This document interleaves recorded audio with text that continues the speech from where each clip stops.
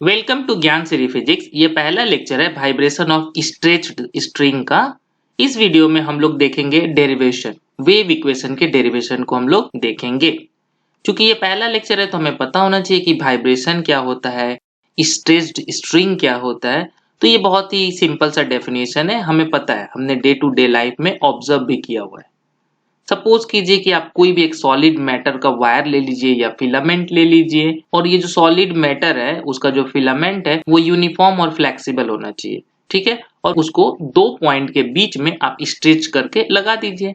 ये हमारे घरों में आम सा होता है। हम लोग कपड़े सुखाने के लिए भी दो पॉइंट के बीच में कोई वायर को लगा देते हैं और उस पर हम लोग कपड़े सुखाते हैं, राइट। तो वही है स्ट्रेच स्ट्रिंग, बहुत कॉमन सा है। या फिर आप ये भी एग्जांपल ले सकते हैं, जैसे गिटारों में होता है, राइट, वो भी स्ट्रेच्ड स्ट्रिंग है। और वाइब्रेशन क्या है? वाइब्रेशन है periodic back and fourth motion along same path. मतलब कोई भी अगर मान लीजिए आपका मोशन है जो एक बार सामने जा रहा है, एक बार फिर पीछे आ रहा है, सामने जा रहा है, पीछे आ रहा है, और ये हमेशा सेम पाथ में हो रहा है, बैक एंड फोर्थ, इस तरह के मोशन को हम लोग वाइब्रेशन बोलते हैं। जैसा कि गिटार में होता है, गिटार में एक बार गिटार जब हम लोग बजाते हैं तो वहां पे जो स्ट्रिंग होता है ना, वो एक बार बैक एंड फोर्थ मोशन करता है और वहीं से साउंड प्रोड्यूस होता है। तो वो एक तरह का वाइब्रेशन है, ठीक है।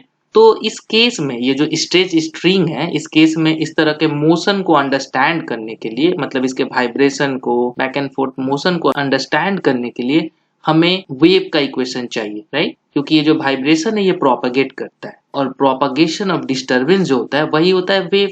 यानी स्ट्रेच्ड स्ट्रिंग में एक तरह का वेव प्रोपागेट करता है, और उसको समझने के लिए हमें वेव इक्वेशन को जानना बहुत जरूरी है। तो हम लोग इस वीडियो में उसी डेरिवेशन को देखेंगे, ठीक है। हम लोग ट्रांसवर्स वेव की बात करें तो सपोज कीजिए कि एक स्ट्रेच स्ट्रिंग है अलोंग एक्स एक्सिस, मतलब ये एक्स एक्सिस के बराबर हमने कोई भी एक वायर को स्ट्रेच करके रख दिया हुआ है।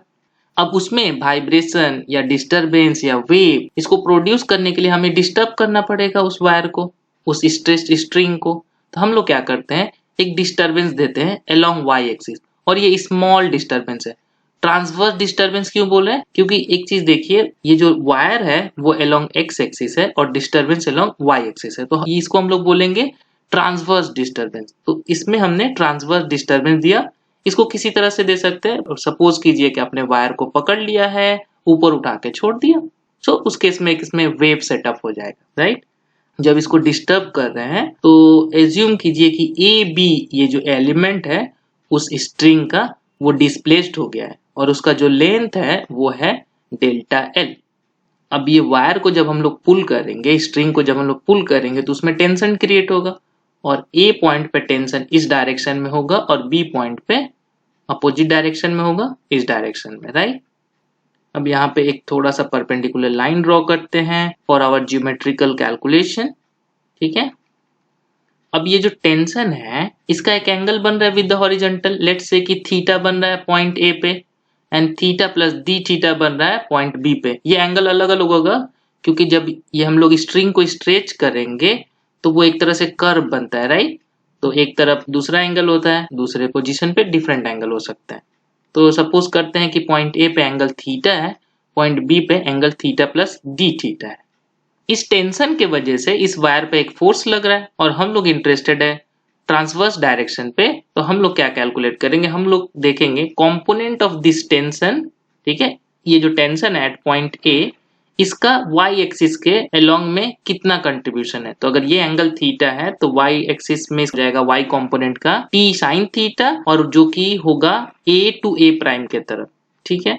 तो ये हो गया component of tension at point A, और ये होगा अलोंग ए प्राइम, जिसको हम लोग लिखेंगे टी साइन थीटा। अगर ये एंगल बहुत छोटा है, क्योंकि हमने डिस्टरबेंस बहुत स्मॉल किया हुआ है, तो एंगल बहुत छोटा होगा, तो साइन थीटा को अप्रोक्स कर सकते हैं टेन थीटा से। और टेन थीटा क्या होता है? टेन थीटा होता है स्लोप। तो इस पॉइंट पे स्लोप हो जाएगा del y del x at point x, ठीक है।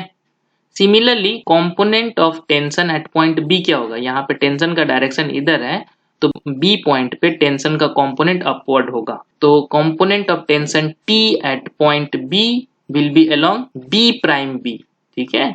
और ये भी हो जाएगा T sine theta plus d theta.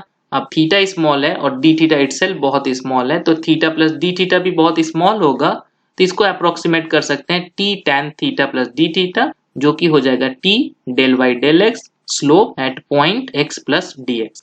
अब ये जो एलिमेंट AB है, इस पे नेट फोर्स कितना काम कर रहा है? पॉइंट A पे टेंशन जो है वो नीचे की तरफ काम कर रहा है, पॉइंट B पे टेंशन है ऊपर की तरफ काम कर रहा है, तो नेट फोर्स हो जाएगा उनका डिफरेंस। इसको हम लोग डिनोट करेंगे डेल्टा Fy से। y मतलब y कंपोनेंट, क्योंकि हम लोग इंटरेस्टेड है ट्रांसवर्स डायरेक्शन में, क्योंकि डिस्प्लेसमेंट जो हो रहा है वो ट्रांसवर्स डायरेक्शन में हो रहा है।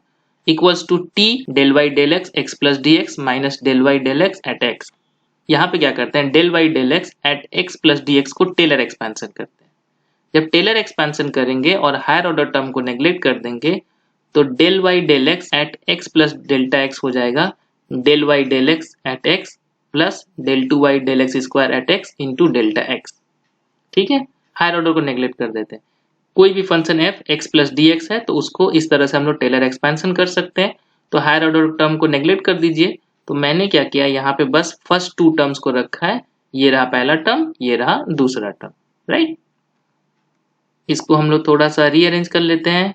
फर्स्ट टर्म और थर्ड टर्म आपस में कैंसिल हो जाएंगे, तो ये हो जाएगा delta F Y is equal to T del 2y del X square at X into delta X. तो ये हो गया फोर्स। फोर्स हमने निकाला with the help of tension.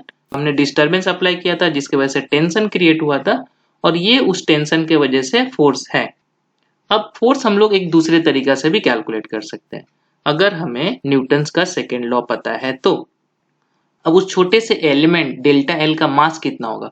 अगर म्यू है मास पर यूनिट लेंथ, तो उसका मास हो जाएगा म्यू टाइम्स डेल्टा एल। लेकिन उस फिगर से हमने देखा है delta L is approximately equals to delta X. ठीक है, तो हम लोग मास लिख सकते हैं म्यू टाइम्स डेल्टा एक्स। अब न्यूटन लॉ से हमें पता है mass into acceleration is equals to force. Suppose कीजिए कि हमारे डिस्टर्बेंस करने के बाद वो जो स्ट्रिंग है वो ऑसिलेट करने लगा बैक एंड फोर्थ, यानी उसमें एक एक्सीलरेशन प्रोड्यूस हो रहा है, क्योंकि वो मूवमेंट हो रहा है, एक वेलोसिटी है, एक डिस्प्लेसमेंट है।